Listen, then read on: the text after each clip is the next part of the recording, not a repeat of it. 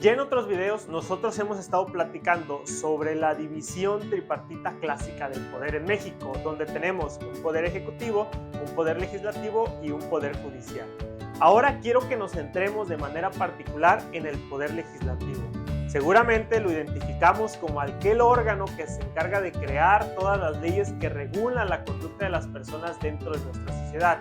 Pero también es importante que entendamos que esta función va más allá de solamente crear ordenamientos normativos. Y para ello quiero que identifiquemos estos 4 elementos. El elemento democrático, el legislativo, el de representación y por supuesto el elemento político.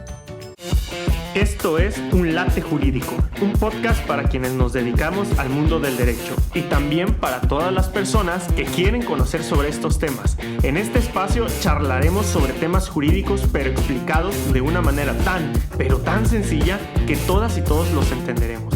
Soy Tonatiuh Arroyo y estoy convencido de que debemos generar una cultura jurídica accesible para toda la sociedad. Así que prepara tu latte y disfrutémoslo juntos. Y el primer aspecto que nosotros debemos de comentar es el elemento democrático. Este rubro lo vamos a encontrar en prácticamente todos los sectores de nuestra comunidad y permite que nosotros participemos de la vida pública de nuestro gobierno. Por eso es que a través de este elemento nosotros elegimos a nuestros representantes, quienes integrarán a todas las autoridades públicas. Ahora me muevo de este lado y tenemos el elemento de representación que se encuentra muy vinculado al tema democrático. Recuerden ustedes que nosotros somos naturalmente libres. Sin embargo, desde ese plano de libertad individual hay necesidades que no podemos satisfacer. De ahí es que surge la necesidad de formar todas estas colectividades para poder satisfacer necesidades que desde lo individual no podemos hacer. Y por eso es que nosotros, para ponernos de acuerdo dentro de esta comunidad, elegimos a una serie de representantes para que ellos tomen las decisiones por nosotros y vengan a satisfacer cada uno de nuestros derechos y necesidades colectivas. Y es a través de este elemento democrático y representativo con la que identificamos, por ejemplo, a los poderes legislativos. Por eso es que los diputados, las diputadas, los senadores o las senadoras representan socialmente a distintos sectores de nuestra colectividad.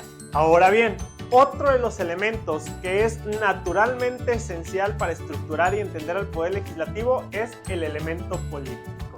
En algún momento de nuestra vida estoy seguro que nos han preguntado si nos gusta o no nos gusta la política. Evidentemente que este concepto luego lo vinculamos mucho a los temas partidistas. La realidad es que por lo menos desde mi punto de vista personal me gusta más darle una visión un poco más amplia, donde podamos entender a la política no con una vinculación hacia un partido o una ideología en particular, sino hacia una interacción de carácter social. Es decir, el platicar el día de hoy con ustedes, el ir a la escuela, el dar una clase, el platicar con amigos o amigas, pues es realizar política. ¿Por qué? Porque hay una relación con las personas que integran a una colectividad.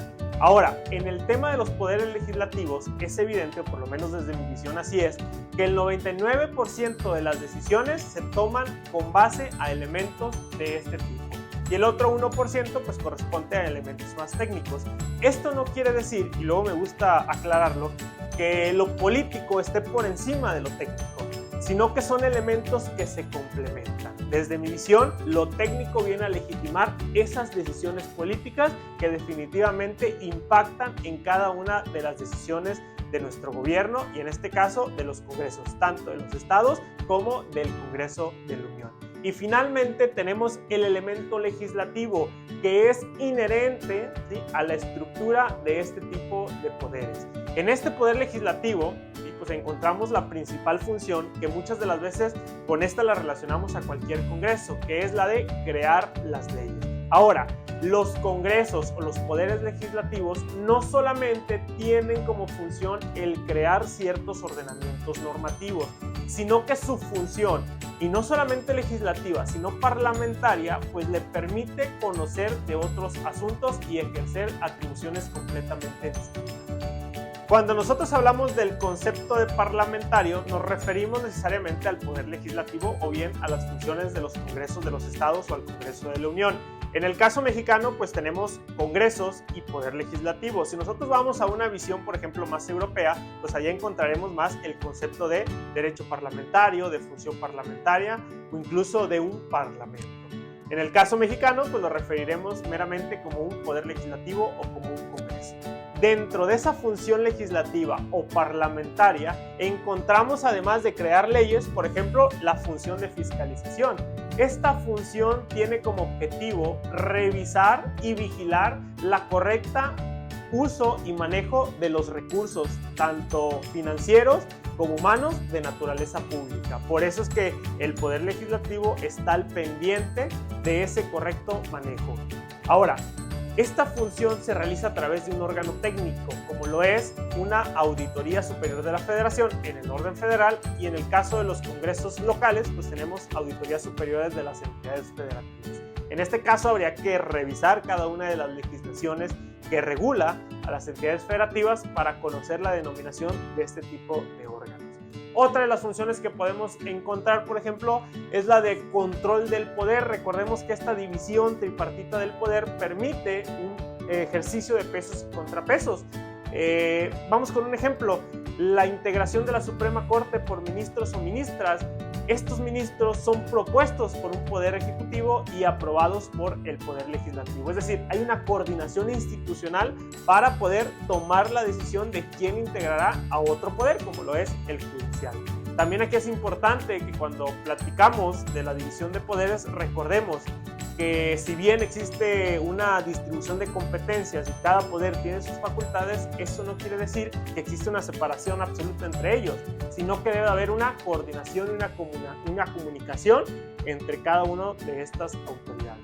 Así que ya sabemos, cuando nosotros hablemos o escuchemos platicar sobre el poder legislativo, pues ya vamos a entender que hay 4 elementos que son esenciales para poder dimensionar esas facultades o esa importancia que tiene dentro de nuestro ámbito de gobierno. Hay un elemento democrático que necesariamente está vinculado con el tema representativo de la representación social. Hay un elemento político, el Congreso, los poderes legislativos son órganos meramente políticos, sus decisiones se basan en este tipo de elementos, y finalmente encontramos ese aspecto legislativo. Y que esta función legislativa, entender que no se trata solamente de crear normas, de crear leyes, sino que va más allá. Por ejemplo, una función fiscalizadora, una función de control del poder o incluso funciones de naturaleza jurisdiccionales cuando hablemos de juicios políticos o de declaración de procedencia.